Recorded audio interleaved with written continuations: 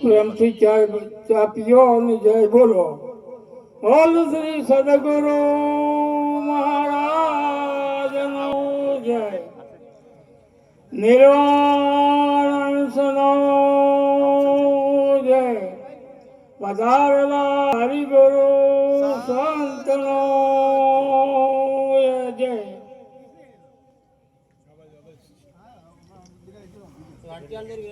પ્રથમ પૂર્ણ પ્રેમ છું વંદુ સદગુરુ ચરણ. સંસારમાં મટે જન્મ ને ગુરુ પદ પંકજ પૂજતા 14 લોક પૂજાય. શિવ વિરંચી શારદા ગુરુ તણા જસ ગાય. સદગુરુ મહારાજનો આજે રાણપુર મુકામે ભાઈ શ્રી વેરસીભાઈ, નટવરભાઈ, નાનજીભાઈ અને પરબતભાઈ સહપરિવારે મળી એમના માતુશ્રી અંબામાની પ્રથમ નિર્વાણ તિથિ નિમિત્તે ભજન સત્સંગનો કાર્યક્રમ રાખેલો હોય એમાં મહાપુરુષોને આમંત્રિત કરી અને પધરામણી કરી.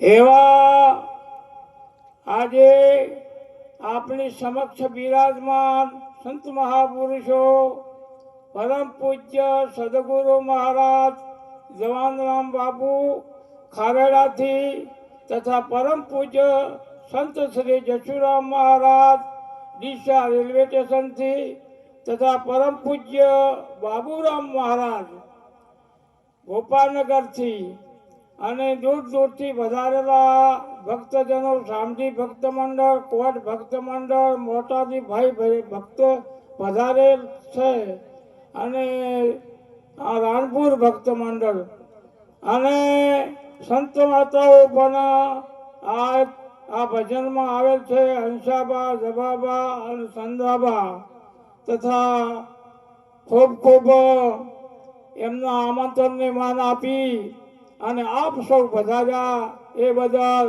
ખૂબ ખૂબ આભાર. મહાપુરુષો એનું જીવન ખૂબ સારું હતું. અંબામાનું જીવન એટલે નિષ્ક્રિય જીવન હતું.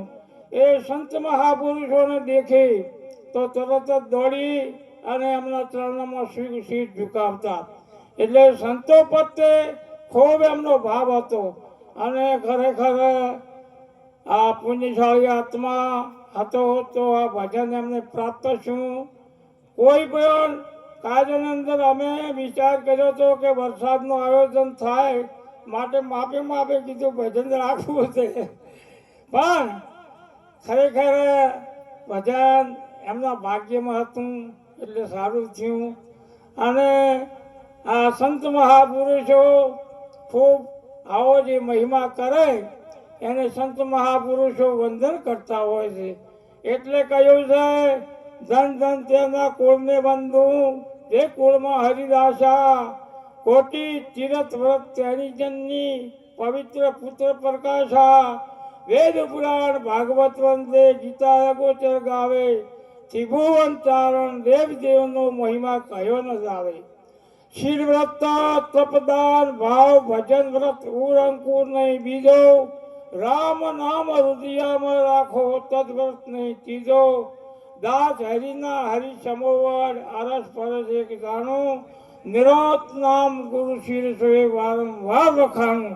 આવો મહિમા જે રાખે એને સંતો વંદન કરતા હોય છે. ખરેખર સંતો આ જીવને જગાડવા માટે રાત દાડો મહેનત કરી અને આ સમય આપતા હોય છે. ખરેખર આ મનુષ્ય જન્મ એક દુર્લભ જન્મ છે. મનુષ્ય બીજી જગતની અંદર યોનિઓ છે તે યોનિઓ પરમાત્માનું ભજન કરી શકતી નથી. મનુષ્ય જ કેવળ પરમાત્માનું ભજન કરી શકે છે. મનુષ્ય પરમાત્માને કોલ કરીને આવેલો તો આયા તો કોલ કરી ગયા ભૂલી, એમ રાજાના તેડા આવશે ગોવિંદના ગુણના ગાયા. એટલે ખરેખર આ મનુષ્ય જન્મ એ વારંવાર મળતો નથી. 84 લાખોની ભોગવી અને એક વાર આ મનુષ્ય જન્મ મળ્યો છે તો ખરેખર કોઈ સંત મહાપુરુષના શરણમાં જઈ અને જાણી લેવું જોઈએ હું કોણ છું, ક્યાંથી આવ્યો છું, મારે ક્યાં જવાનું છે. આ વાત આ મનુષ્ય જન્મે જ થાય છે. એટલે ખરેખર સદગુરુ સિવાય આ જીવનો ઉદ્ધાર નથી. સદગુરુથી જ આ જીવનો ઉદ્ધાર છે. માટે કીધું છે કે ફેરા સ્વરાજીનો ફટલો તું આવે, ગુરુ વિના તને કોણ છોડાવે. વેદ પુરાણ ઢાર કહાવે, સકળ શાસ્ત્ર મુખે કરી ગાવે. મૂળ વચનનો મર્મ ન પાવે, ગુરુ વિના તને કોણ છોડાવે. કાશી મથુરા તું જાવે, કોટી વાર ગંગાજીમાં નાવે, તોય હજી તને હાથ ના આવે. જન્મ મરણનો ભય છે મહાભારી, મટી શકે મનુષ્ય દ્વારે. ભૂલ્યો દ્વાર 84માં જાવે, ગુરુ વિના તને કોણ છોડાવે છે. બીજો જાણી બીતો ફરે છે, એક છે છતો ભીખ કોની ધરે છે. રાગ હિંમત નિર્ભેજ છે, હવે ગુરુ વિના તને કોણ છડાવે. હરિગુરુ સંતોને એક જ જાણો, મિથ્યા મતા મતી સિદ્ધને તાણો, ગુરુ વિના તને કોણ છોડાવે. એટલે ખરેખર સંત મહાપુરુષો કોઈ કહેતા હોય છે અને આ જીવનમાં ગુરુ વિનો ઉદ્ધાર જ નથી. પણ આ જીવન આ જન્મ મનુષ્ય ભૂલી ગયો છે પોતાનું સ્વરૂપને. માટે આવા સંતો ભજનનું આયોજન કરી સંત મહાપુરુષોને બોલાવી અને આ સંતો આ પોતાના સત્સંગ દ્વારા જીવને જગાડવાની વાતો કરતા હોય છે. એટલે ખરેખર આ જીવન આપણો સફળ કરવા માટે કોઈ સદગુરુના શરણે જઈ અને જાણી લેવું જોઈએ. આટલું બોલી મારી વાણીને વિરામ આપું છું. બોલ શ્રી સદગુરુ મહારાજની જય.